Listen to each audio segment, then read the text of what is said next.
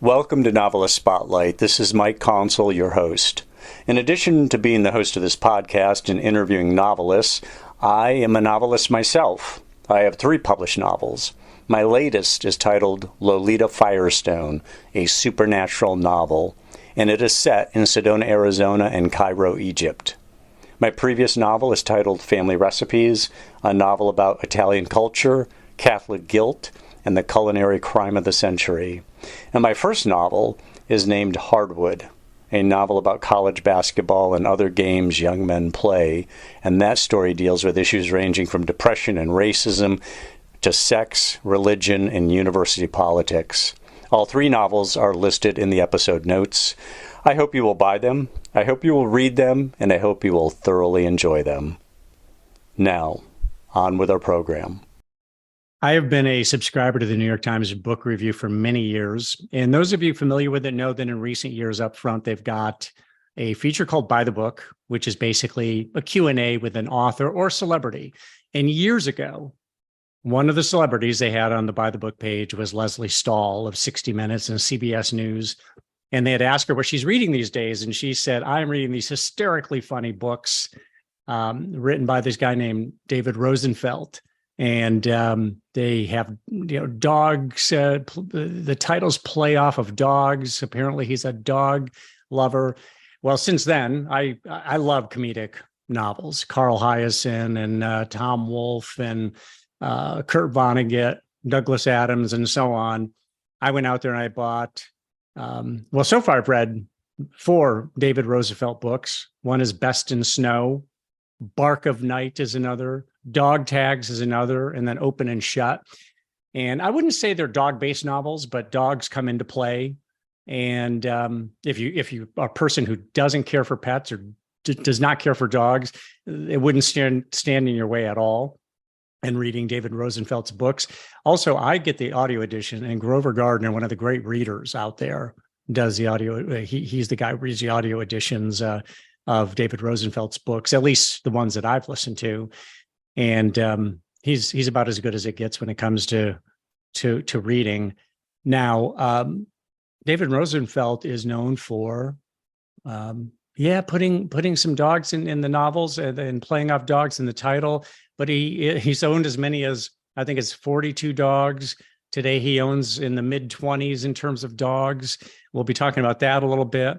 And obviously about his writing and his background in the movie business, which is very interesting. Moving from the movie business to the book writing business and so on.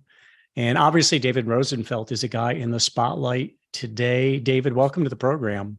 Thank you. Good to be here. Now, how many dogs do you have right now? Oh, we're at a historic low. We have 12. Oh, really? 12. Okay, you are at a historic low. Okay, Yes. But you've had as many as 42 or 45? 42, but we think anything over 40 is slightly eccentric. Yes. We live in New England now, in Maine, and the rescue situation is terrific. So they really don't need us like they did in California. So we only take in dogs that are old or ill or epileptic or whatever. Or Dogs blind. that can't otherwise be placed. Yes. Yeah. Well, you're doing God's work there, taking in these dogs. Now, by way of background, you met your wife. She had a golden retriever named Tara. Greatest dog in the world, according to you. According Is that what set you off and to going? any independent party would say the same thing. Trust me. I bet. So is that what got you off and running? I mean, were you already a dog lover? I know your wife, I think, is magnitudes beyond you in terms of loving dogs, but were you already a dog lover? I was a dog liker. And Tara, when I met my wife and Tara, she was about 6 months later, she got cancer, nasal carcinoma, and it took like 3 months for her to pass away. And it was like a transforming experience for us. And we started, after she died, my wife wasn't ready to get another dog. So we started volunteering in a shelter in LA. And they're horrible, just absolutely horrible. And it became too passive for us to watch dogs being put down or given out as guard dogs. So we started a foundation ourselves, a rescue foundation, and we rescued about 4,000 dogs. But whenever a dog was too ill or old or whatever to get anybody to want them, we brought them home as our pet because we weren't going to leave them in a cage.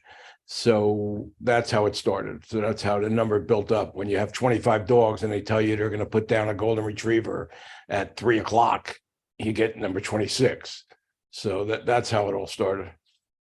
Now the foundation you refer to is called the Terra Foundation. Is that right? Named after the dog that you had. Say it again. Very clever name, wasn't it? Yeah, well, it's suitable. It is suitable. So that what is that? terrafoundation.org? No, it doesn't exist anymore. It's when we moved to Maine, like I say, there's just no need for us to rescue and place dogs. So they know us, and if they have dogs they can't place, the shelters, they call us and we take them in. Now,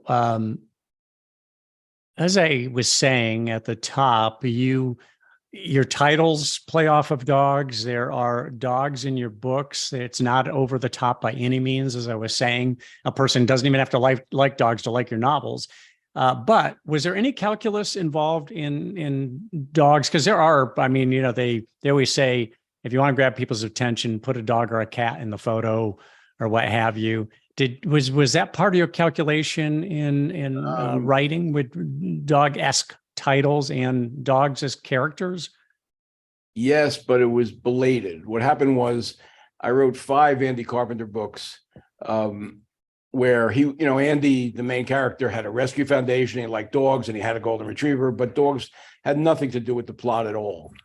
And then the 6th book, which was going to be the last one, was called Play Dead, and a dog was actually integral to the plot. So the publisher put a golden retriever on the cover, and of course it sold twice as many books as any previous one. Wow. So they asked me to write another one, which I did, and dogs are just there's a large dog community out there.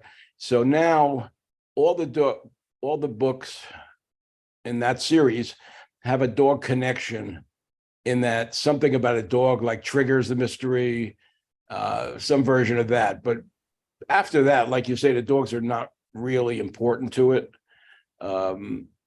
They just, they're there, and they justify putting a dog on the cover, which is really the goal. Now, in terms of your writing itself, your background, you were in the movie business. You kind of evolved, and we'll get into that in a minute. But in terms of writing, these are they're very much courtroom based, and kind of a combination between legal and detective novels. Would you say? I would. They're definitely, the Andy Carpenter books are definitely legal in that they have, there's a trial. Andy's a defense attorney representing a client who's usually wrongly accused, and there's a trial. But there is a detective element in that they not only try to defend him, but they try to find the actual killer. So yes, it's a procedural in that sense, but it culminates in a trial. And these books are very funny. And early in the book is where you really get that payload. And then the book kind of settles into the narrative, the plot. Not that it isn't funny the rest of the way, but early on, I tend to find that there's really very comedic writing. Do you make an effort for to be comedic, or is that something that just has come naturally to you and you just wrote what you felt and people found it to be comedic? I actually sometimes make an effort not to be, although it's my favorite kind of writing.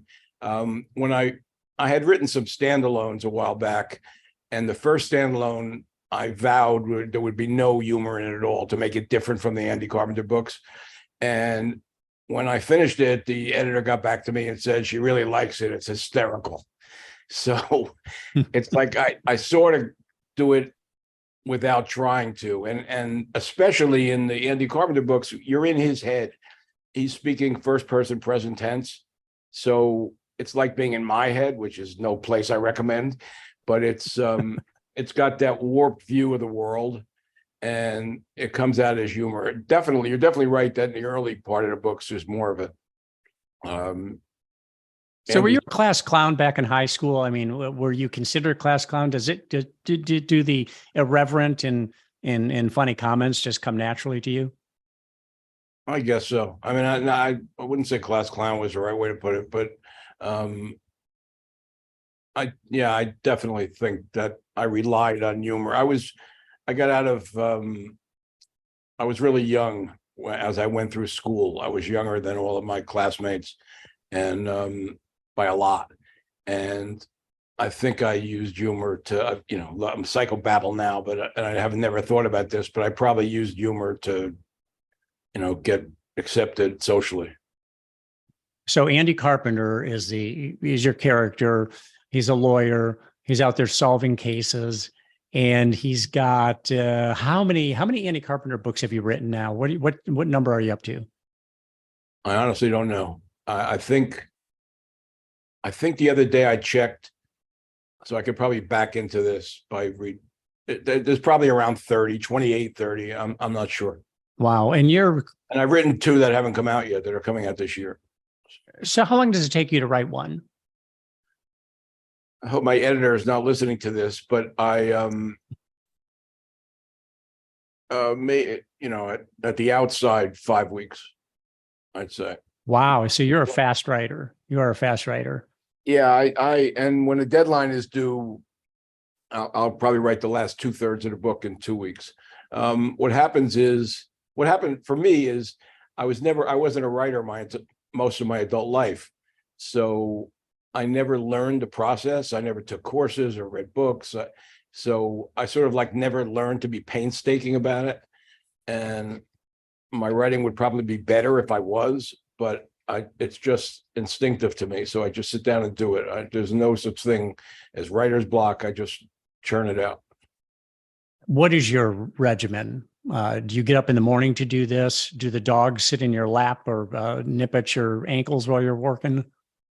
Yeah, most days I don't work. I mean, I really start to work every day when a deadline is approaching. But when I do, my regimen when I work and not work is pretty much the same. I sit in a recliner in my office with the computer in my lap and have the television on. And the dogs are all around me. And I'm interrupted by, feeding twice a day and going to the vet almost every day and things like that. So yes, the dog's interrupted to that degree, but there's not terribly. Well, you're a lucky guy that this stuff comes so easily to you. It comes pretty naturally to you. It sounds like most people really struggle to produce copy and to complete a book, and you're doing it in short order there. So the non-Andy Carpenter books that you've written are, how would you characterize those? Well, let me just think now. I've written probably 11 probably 15 non-Andys.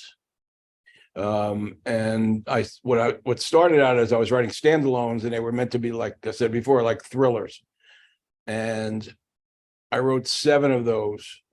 And the last one I turned into like a short series. So of the 7th standalone, I wrote 3 of those with the same characters. And then I've written 4 books now with a spinoff of the Andy books called The K-Team. And then I wrote 2 nonfiction books about our life in rescue. One was called Dog Tripping, and the other was called Lessons from Tara. Gotcha. So let's go back in time a little bit to NYU. That's where you graduated from. By the way, just for our listeners and for you, I'm from upstate New York. And when I was in high school, we called the person who was the funniest in the class clown. It sounds actually like a pejorative phrase, but we didn't think that way. Okay. Well, I just want to be clear also with our listeners that it wasn't meant to be pejorative at all.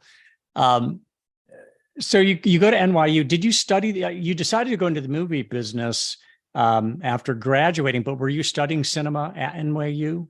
No, my college experience was sort of a fiasco. I got a full scholarship to NYU, and it was given. I lived in Paterson, New Jersey, and it was given by a Paterson Alumni Association. So I got a full scholarship, and I went to the NYU campus, which the campus I was at was a very nice campus up in the Bronx, actually. It's called University Heights. And I never did any research. And when I just, I got a scholarship. So of course I took it. When I got there, anything that I wanted to take wasn't there. I was interested in journalism or cinema or advertising, or I can't remember what else, though writing was not one of them. And they didn't have any of it. All they had was liberal arts, engineering, and, pre-med. So I tried to transfer down to the Washington Square Village campus where they had everything, and the scholarship didn't transfer. So I wound up being a history major. Now, you said earlier that you were a lot younger than your classmates. Were you a prodigy growing up? Were you really advanced in terms of your studies? I just skipped a bunch of times, which was not that hard in Patterson, but I skipped a bunch of times. So I was much younger than most. So Patterson, New Jersey, you said that you grew up in a middle-class family, loving parents. You have three brothers. You're the middle of three brothers. Right. And you played sports. Okay, so you go to NYU. They wouldn't transfer the scholarship, but you come out of NYU with a degree, and you decide to go in the movie business. How did that actually happen? Were you a movie lover and you just decided, I want to go make movies? No, it's less worthy than that. My uncle was the president of United Artists. So, and he lived in California. So he invited me out to California for the summer after my junior year. And I worked at United Artists for the summer. And my job was taking people onto the set of movies. So it was and I lived in his fancy house in Beverly Hills, and I drove his Jaguar. It was a very nice summer. So that was when I decided I wanted to be in the movie business, and having an uncle that was president of United Artists made it rather simple to get in. So that's why I did it. So my entire senior year, I already knew I wanted to be in movies. And then you climbed the ladder at United Artists, and you went all the way up to, what title were you at? Well, not really. What happened was I left United Artists after a couple of years, and I went to an ad agency, and then I came back to United Artists as I think a senior vice president. And I think I made it to executive vice president. And then I went to a company that had just started called TriStar Pictures.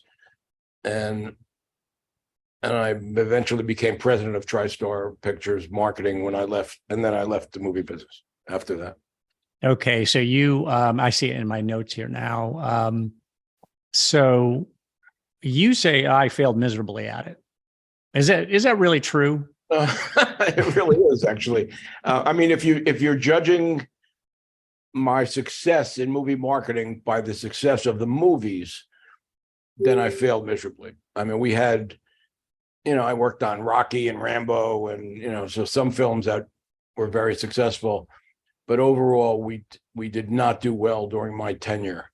Now, if I dropped the self-deprecation for a moment, I would say that many of the movies could not have succeeded with anyone marketing them. I mean, they were real turkeys. But if you measure my success by box office performance, I was unsuccessful. So what was the result of that? Were you asked to relinquish the position? Did you just decide, I'm not good at this, I want to do something else? How'd it happen? It was actually amazing. You would think I would have been asked to relinquish the position. But TriStar was a New York company. The entire time I was in the movie business, I was in New York, although I went to California very frequently. So what happened was Sony bought us. We were a sister company of Columbia, and Sony bought us and was moving us to California. And I didn't want to move. My kids were in high school. I just didn't want to go. So I quit and a friend of mine who was a director, helped me along. I started writing a screenplay, and I would send these pages to a friend of mine who was a pretty big time director and producer, and he coaxed me through it. And the first script I wrote sold. So all of a sudden I was a screenwriter. It just sort of happened. Now, I believe you said, now that was for television. Is that right? No, that was a movie. It sold about 10 movie scripts, features, none of which got made. And it pays pretty good just to get them optioned, right? I mean, I had a friend who was a film writer. He had a couple made, but he was frustrated that he had several of them purchased or optioned, and he made quite a bit of money doing that. So you still were pulling in some dough doing that, correct? it was fine, but it's not, you don't get big money unless you get them made. And you get when you get some acceptance as a writer, then you get rewrites, which are, you work for 3 weeks and make a lot of money. So there's ways to do it. I was a B-list writer. I mean, I sold scripts to most of the studios, but when they had a problem or when they had a real hot project, it wasn't, let's get David Rosenfelt on the phone. That's for sure. Give me Rosenfelt. Yeah. Okay. So what then? I mean, you could have continued to do that, but your the next phase of your career was moving into television or not? Yeah, I started writing. The same friend actually was a big time TV producer and director, and I started writing TV movie scripts, which for me was the perfect environment because you have to have absolutely no artistic integrity whatsoever. You just write whatever they want and cash the check.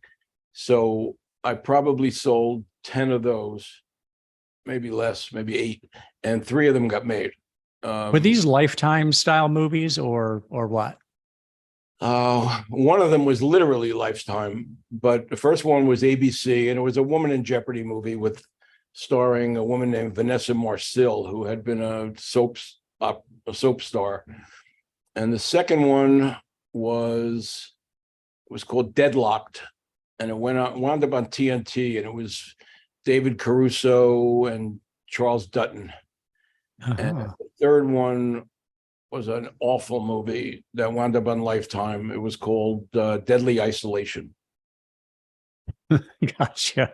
Yeah. Those Lifetime movies are they're entertaining. I mean, if nothing else is on, I switch them on. I kind of astound my wife when I do that, but it's kind of like, let's see what happens with this. It's always some guy trying to either dupe or murder a woman, right? And it's pretty crazy stuff.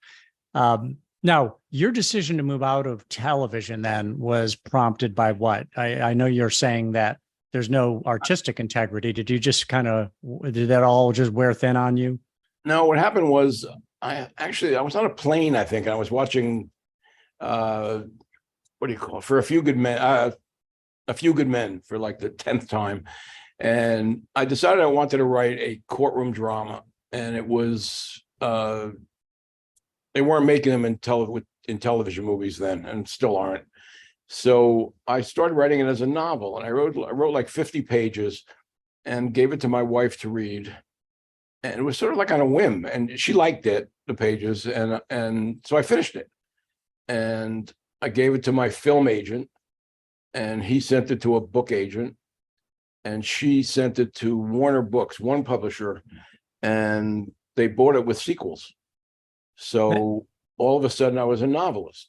Right? That's an amazing story that it happened so fast for you. That you did the 50, your wife encouraged you, then the agents and editors are bouncing it around, and boom, you got a deal. From the time I started writing it to the time they bought it, took maybe 7 weeks. I don't even know if it was that much. But I had I still don't, but I had no idea what I was doing. And in fact, I didn't even realize I had written a mystery.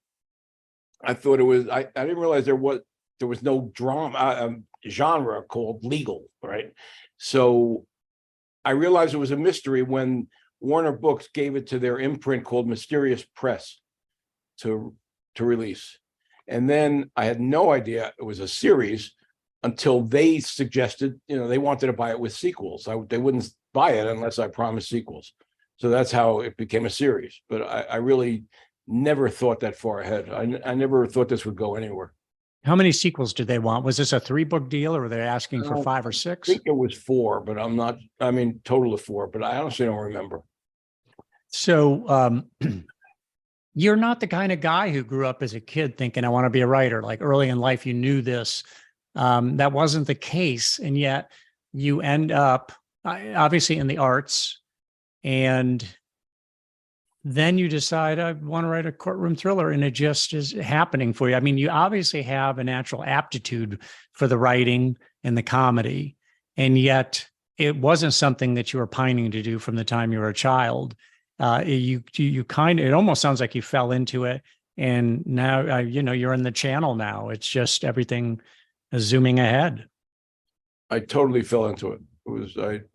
I mean, I wish I'd fallen into it earlier. It's a lot. It's a great lifestyle. But no, it was completely accidental. And did you know you were a good writer, though? I mean, had you written other things, anything from like letters and memos and reports prior, that then you knew you were a good writer, even if you didn't know that you'd be a good fiction writer? I did not know I was a good writer. I would write when I was in marketing. Of course, it was advertising copy, and sometimes I wrote that, but no, it never entered my mind that I'd write a book. Interesting. I So, all that it did. now I did some background research on you, and when you were in the movie business, you said the most focused actor you ever worked with was who? What you're asking was Arnold Schwarzenegger. Tell me a little bit about Is that what him. your research showed? I'm sorry. What did you say, David? Is that what your research showed? That's what I said? Yes, that you had said Arnold Schwarzenegger, but tell me and tell the listeners, what is it about his work style that made him so focused? I mean, how did this present itself? Well, first of all, he was relentless in terms of the amount of work he would do. I mean, when you're in marketing, you ask people to do special things like special TV spots and special photo sessions, and he was always there. Never hesitated. The hardest work I've ever seen. Well, that may be a stretch, but very hard worker. But he also knew a lot. Like he educated himself, and so let's put it this way: stars are judged and judge themselves by how much their movies make. Okay, so therefore, they want studios to spend more money on marketing and advertising and TV and so on, because with a theory that'll increase the gross, even though that may not be an efficient way for a studio to spend money.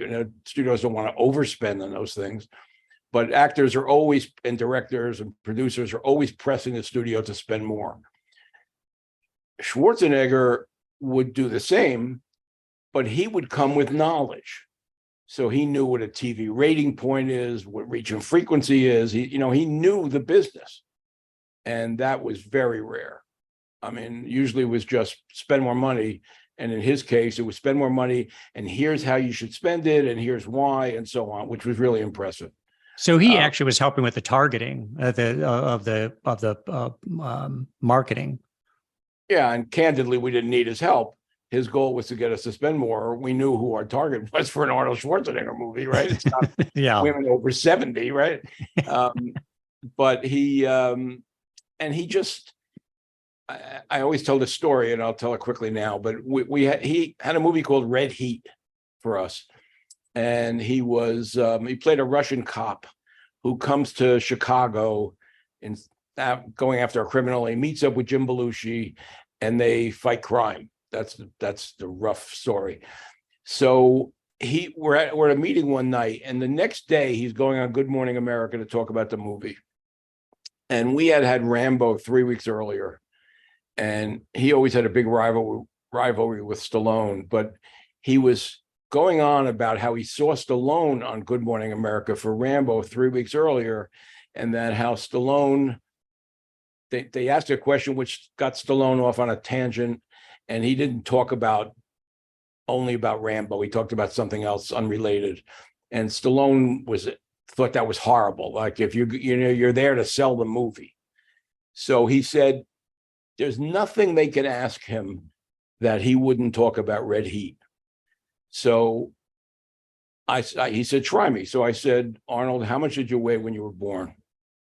So I'm paraphrasing now, but what he said was that, I'm glad you asked that. He said, because I was very small. I was only 7.5 pounds. And when my mother came to the set of Red Heat, she said, Arnold, look at you. You were such a little baby. and now you play this big Russian cop who comes to Chicago to fight crime, right? He turned that question into a sales pitch on Red Heat. And that's what he was like. He was absolutely amazingly focused. I saw Red Heat. I enjoyed that movie. I remember that, Jim Belushi would ask him, where'd you learn to do that? And he kept saying Kiev. Because, the movie was one of my biggest failures. I was entertained by it, tell you the truth. But I'm talking about the success. We had two Schwarzenegger movies. They both died. One was called A Running Man, and the other was Red Heat. But the other thing about Schwarzenegger, which was interesting, and Red Heat was an example of it, is when you're a star, you can dictate things like, I only want my picture on the poster. I only want my name to be above title, not share the spotlight with other people. And we tried to broaden the appeal of a Schwarzenegger film from just action to also comedy. It was before Twins came out. So we asked him if Jimmy Belushi could be on the poster with him, equal in this side by side. And he said yes without hesitating. And he did that because he thought it might be good for the movie. Interesting. So, and he was after specifically in Red Heat, he was after some guy, a criminal from Russia. I remember his name, Boris or Vladimir or somebody like that. He was after. Right. So you say that he wanted to be, in the poster, insisted on being in the poster. You and your publishing company probably insist that a dog. He allowed Belushi to be in the poster. He did in that case, yeah. In that case, he did, but he wanted to be, out front on these things. Your formula for success has been, besides your writing ability, has been putting a dog on the cover. Do you insist that a dog be on the cover, or your publisher insists that a dog be on the cover because the numbers bear it out? Absolutely. And it's not, I certainly want dogs on the cover, but the public, if I rewrote the Manhattan telephone directory, the publisher would put a dog on the cover. So you have a consistent voice. Sometimes I talk to authors about, describe your voice, and they don't necessarily feel like they have a voice because it's like, well, I'm a different character over here than I am over there. But you play Andy Carpenter. You are Andy Carpenter. And there's a consistency to the voice, which you would expect because you don't want the person, you don't want them to act as though they're bipolar and you don't really know what kind of personality is going to show up on the page when you get the next novel. But what about, how would you describe your voice, Andy Carpenter's voice? Well, first, before I even answer that, let me say, at one point I wrote, I think it was called Unleashed. It was an Andy Carpenter book. And then back to back, like the next day, I started a book called Dog Tripping. And Dog Tripping is a nonfiction book in my voice about our trip. We moved from California to New York, to Maine, with 25 dogs on 3 RVs. And it's the story of that move and of our time in rescue. So I literally went from writing in Andy's voice to writing in my voice. And it turned out to be the same voice. I was actually surprised how identical the voices are. So which maybe helps explain why the writing's so natural to you, that you're being yourself. It's just me talking. It's like, it feels like I'm cheating. It's so simple, other than the plot stuff. But I guess, Andy is, one of the reasons I made Andy a lawyer is because you can be sarcastic and badgering and obnoxious and get away with it, right? You're supposed to in cross-examination. So that would probably describe my voice. Sarcastic, very dry, observational humor about things around him, that kind of stuff. I think he's pretty clear in what he says. There's very little description in my books.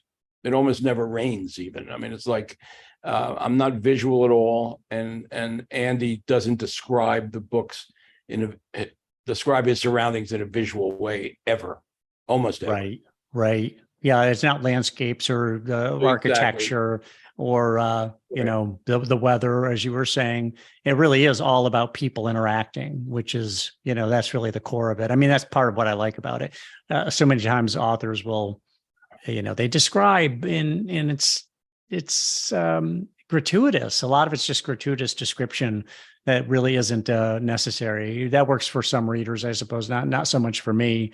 Now, you do say that you don't really do any research for your books. You're writing off the cuff. I mean, you know law and you know the courtroom, but you don't really do any research. You have said, and you find Googling exhausting, I believe. That's exactly somebody right. said.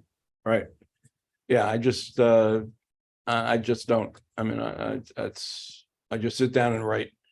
And in terms of the legal stuff, I mean, I'm not a lawyer, so I'm sort of winging it. I have a couple of friends, one a lawyer and one a judge, who I will bounce things off of occasionally if I think something's not going to pass the smell test. But I'm basically just winging it legally.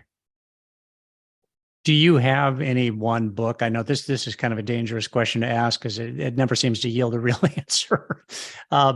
And especially when you've got 30 different Andy Carpenter books out there.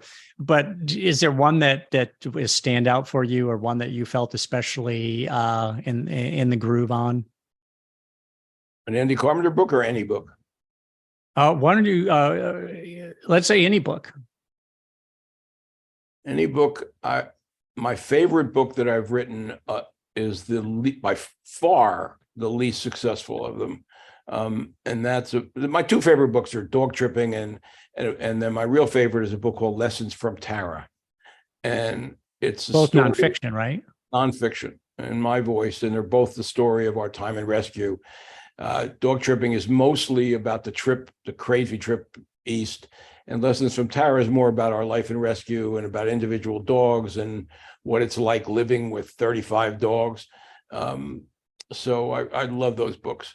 The Andy Carpenter book, they're pretty indistinguishable for me, but maybe either the first book, which was called Open and Shut, or maybe the fourth book, which was called Sudden Death.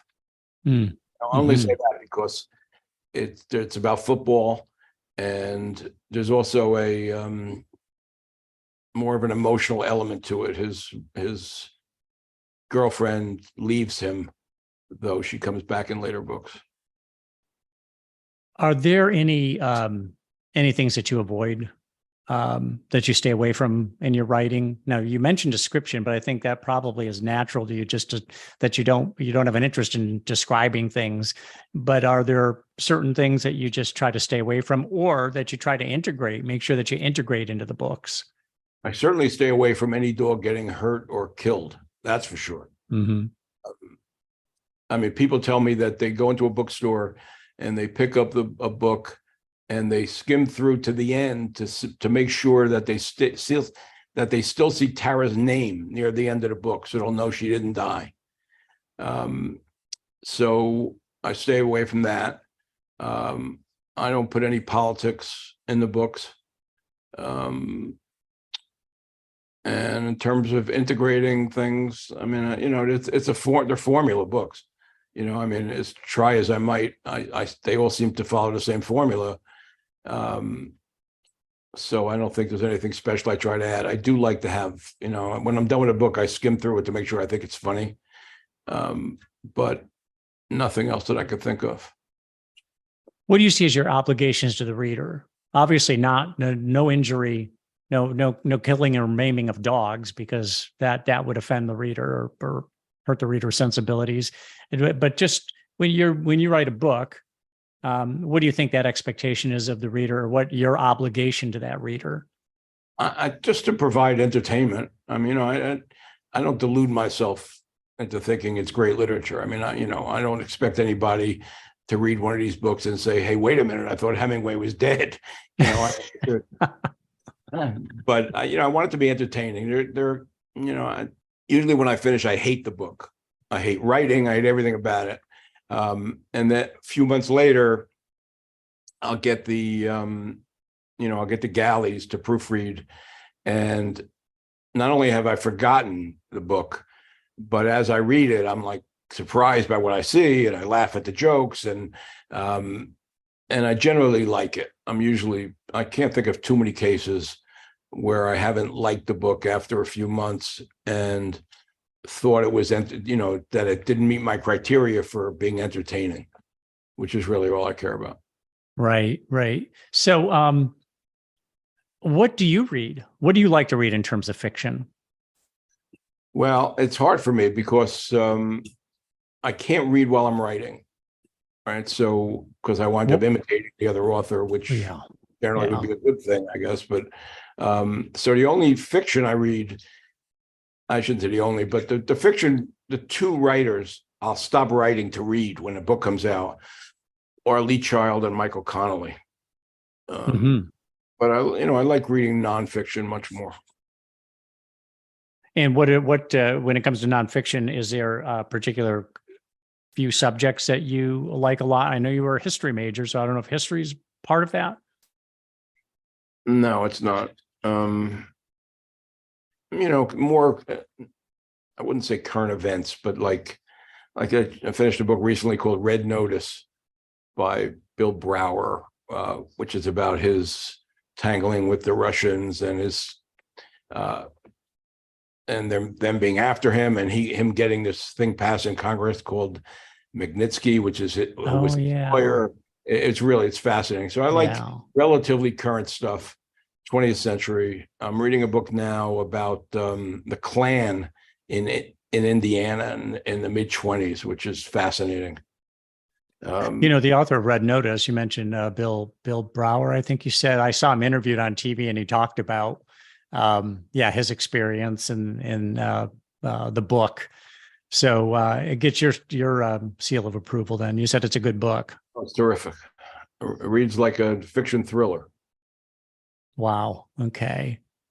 Is there any particular aspect of your writing, David, that you consider to be a particular strength that stand out for you, whether it be dialogue or character development, or setting moods, or what would you say is your greatest strength as a writer?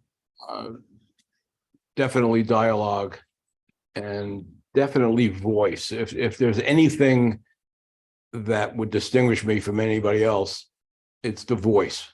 And with the humor and stuff, and you either like it or you don't, right? I mean, it's not but that's different from other books for sure. So I would say voice and definitely dialogue, banter back and forth, that kind of thing. Yeah, great dialogue, funny dialogue. Definitely there. Now, let me ask you about the fact that I said at the top, Grover Gardner reads your books. And I think he's just a terrific reader.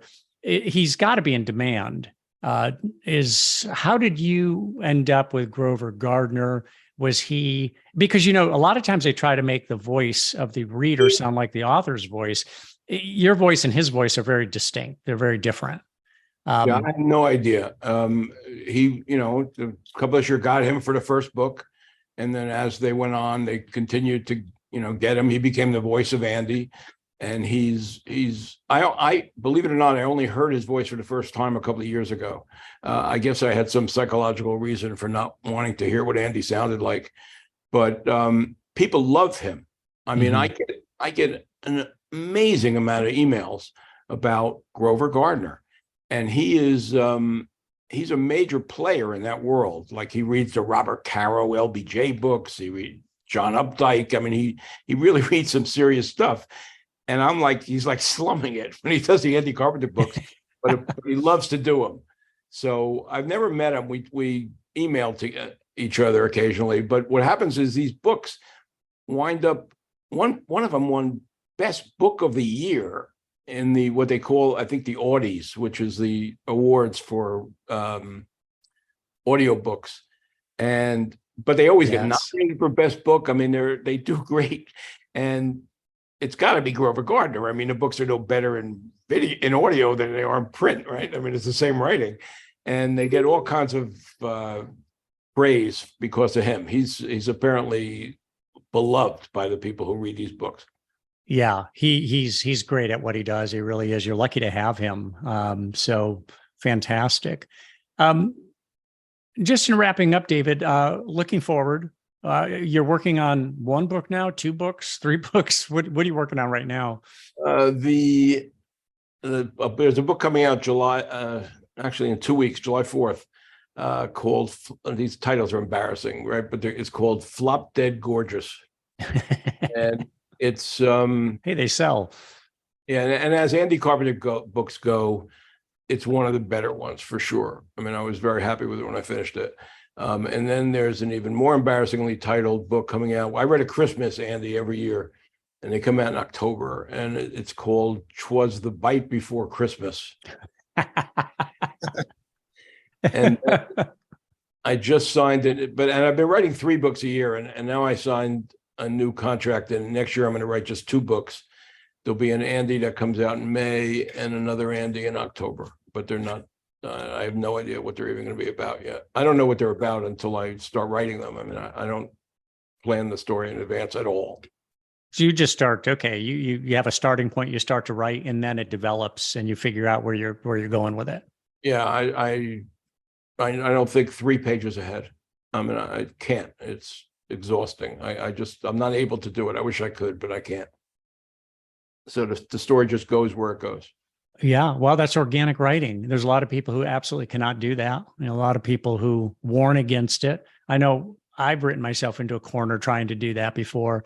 And although I don't outline everything, because I do want, it to breathe and have take on a life of its own.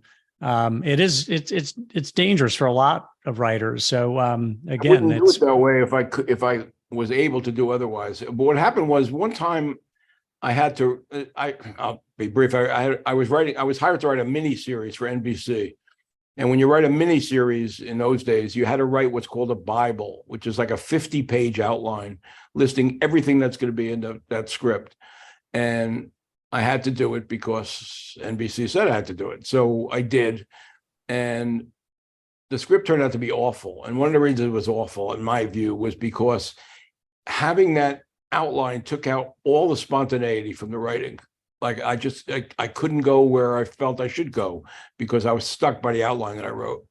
And so, but in terms of the novels, I just am unable to think ahead.